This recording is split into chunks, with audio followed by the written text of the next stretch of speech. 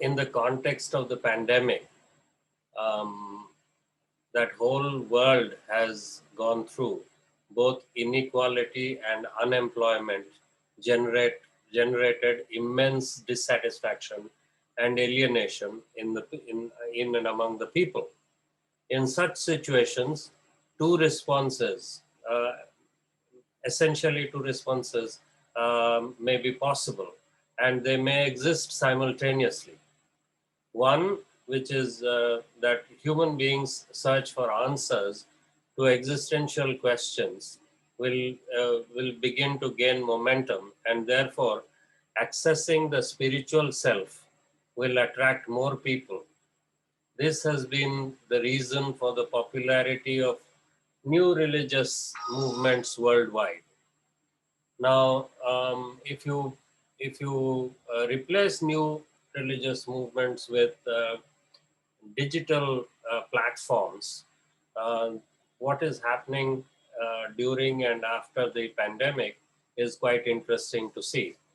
These movements will use some kind of, or do use some kind of technique of accessing that they have borrowed from um, other religious traditions, especially institutionalized religious traditions. These break the boundaries of organized religions and prioritize accessing the self instead of following traditional religions and rituals. The number of movements might grow in times to come, and the popularity of existing movements would become multi-religious and multinational. However, in India, this is what I had said earlier. However, in India, during and after the COVID-19 pandemic, something strange has happened. Instead of organized religions becoming less prioritized, they have become more prioritized. Um, I'll come back to this in a minute. It would be interesting to note, and this is why I'm saying this, and I may not even have to come back to this. This is an example. Um,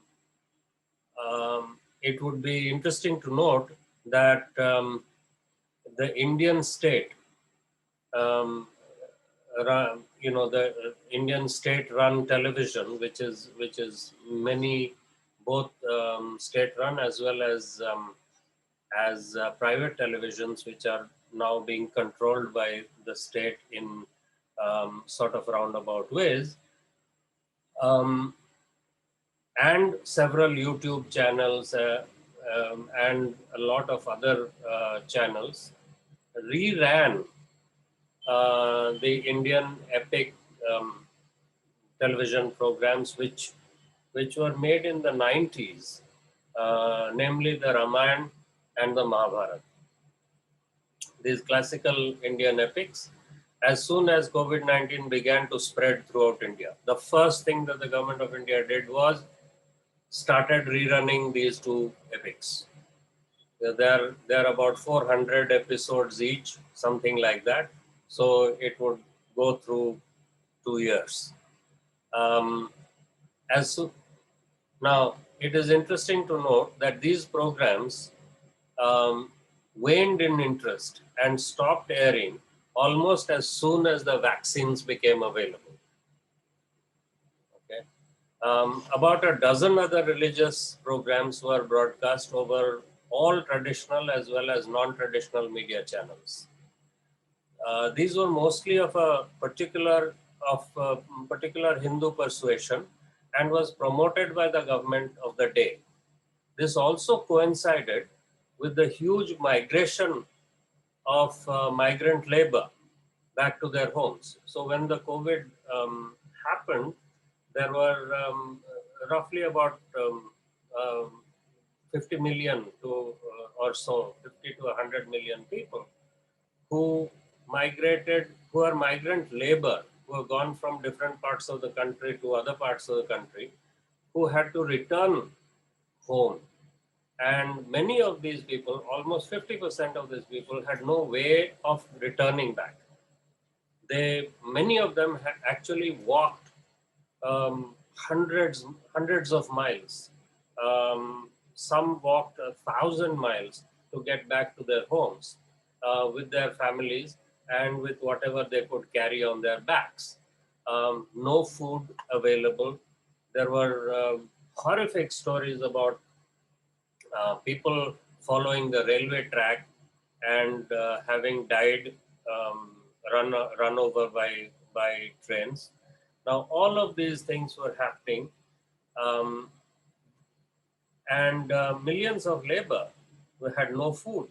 The government had no way of controlling the movement, and this was considered as one of the major reasons for the spread of corona throughout the country in India. Um, I just want to mention that whatever I'm saying is largely in relation to India. Second, religion as a source of identity, this is what I had said earlier, may gain further ground as the secular identity of a state citizen has failed to provide them with enough security. Mostly, the history of intercommunity relationships has been the history of conflicts and war. The collective consciousness of communities is loaded with the memories of such relationships. The concept of citizenship gave some of moving beyond the memory of the past conflictual relations. However, the present crisis invoked those memories and religion as ideology consolidating communities would gain ground. This gave rise to a politically based or to a politics based on religious identities. Um, the rise of religion as an identity challenged the traditional form of organized religion in a very interesting way. The political form of religion subsumed the conventional religious authorities, which means political Islam or political Hinduism became more potent than the Imams or the Shankaracharyas. The form of response focused more on the form of religion than its content. Therefore, rituals, norms, places of worship, etc., would become sites of conflict. And so the interesting thing was how how easy it became to make that movement from um, the performative spaces of the uh, the conventional religious or the conventional religious spaces to a digital space. The experiential dimension of religion is sustained by rites, rituals, pilgrimages, and ceremonies. The performance and participation of the specialist and the non-specialist in these heightened moments of consciousness constitutes the experience of religion for its practitioners. The measures put in place by governments, and this has been mentioned by earlier speakers, across the world to arrest the spread of COVID-19 resulted in alteration and disruption of these performative aspects of religion, leaving the believers to improvise, interpret, and explore new avenues and alternatives. The speed at which a distinction was marked between the offline and the online modes of some of the rituals and ceremonies bears testimony to the continuing value of religion and the tenacity of believers to adapt the rigid, formulaic, and ritually binding performances of normal times to the fast changing reality of the pandemic infected world. So the pujas, the artis, the satsangs, the darshans have all metamorphosed in lightning speed to the online mode. Something unthinkable in pre-pandemic times. For believers, religion constitutes an explanatory system par excellence. It assists the believers to make sense of what is happening around them and the world at large by positing a worldview or cosmology. said Geertz. Believers have taken recourse to religion in general and religious leaders in particular for cogent explanations on the world in the times of COVID-19. The range of religiously couched explanations are galore and originate from various standpoints. One of the common explanations that religions offer for the pandemic is that it is a visible sign of human frailty and culpability.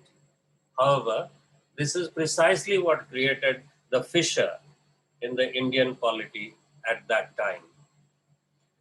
Some influential religious leaders have found a link between the coronavirus and the imageries of apocalypse, end of times, and the time of retribution mentioned in their scriptures. For example, it was said that the this is going to be the end of the Kali Yuga, which is the yuga where everything is in turmoil, and the end of Kali Yuga brings about a lot of these kinds of pandemics where people die like flies and so on and so forth, and ultimately this is going to result in some sort of great revival, and you'll again have the era of truth.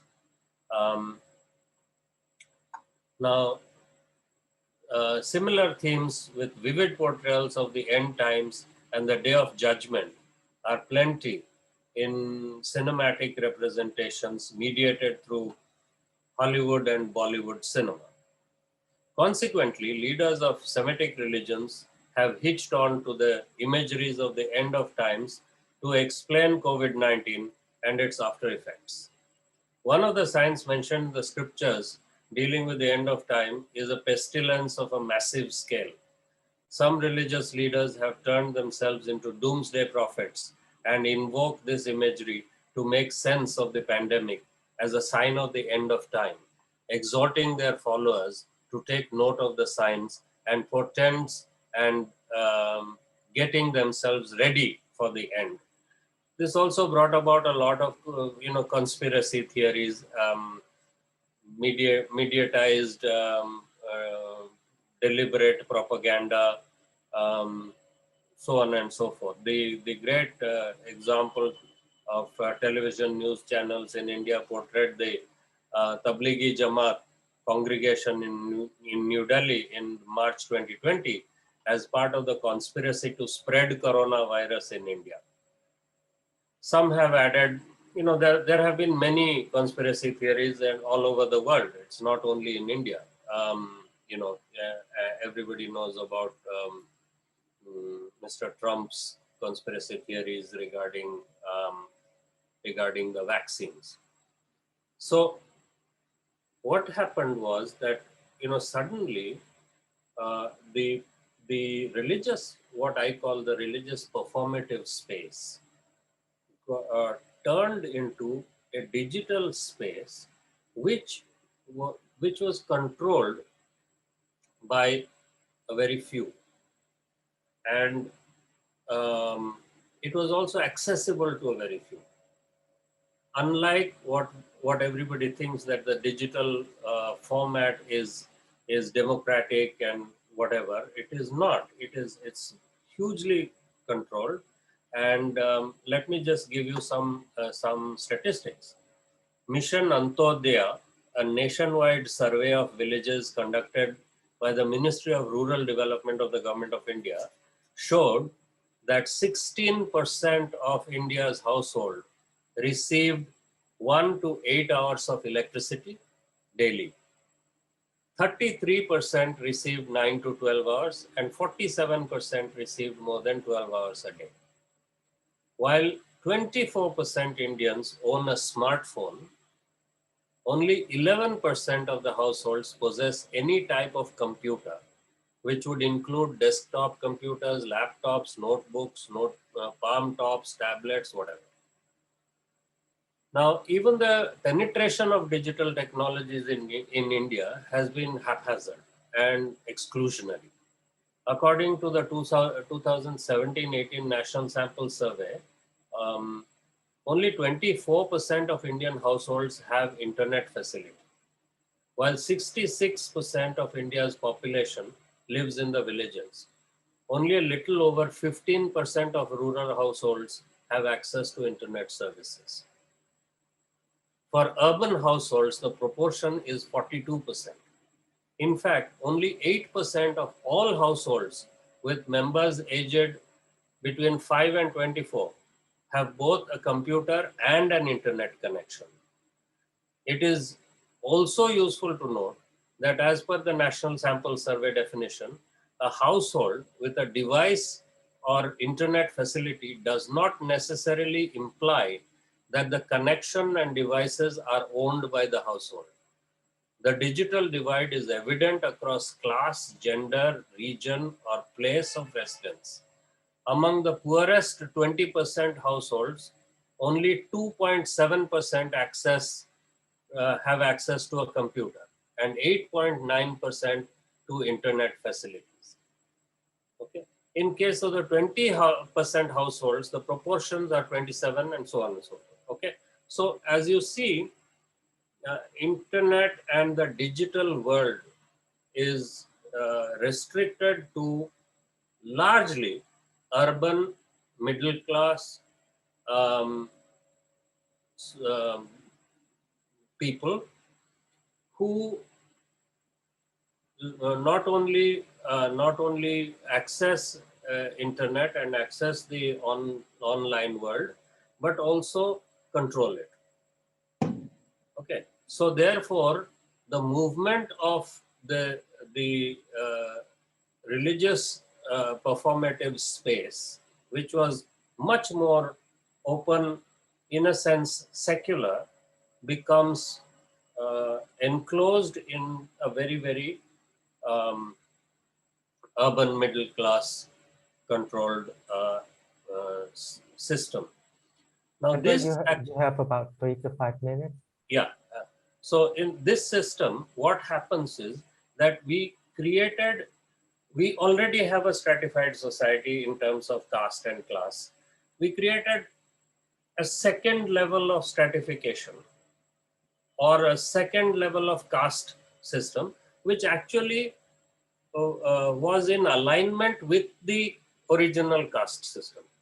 So the upper castes are now the upper classes. So religion became only restricted to that group and therefore became easily controllable and became homogenized in a mainstream sense of the term. The religious practice, which had always been very pluralistic in India, found a perfect canvas to homogenize. This also helped politicize religion and create a world of extreme positions. This is something new in the Indian socio-religious tradition of the past.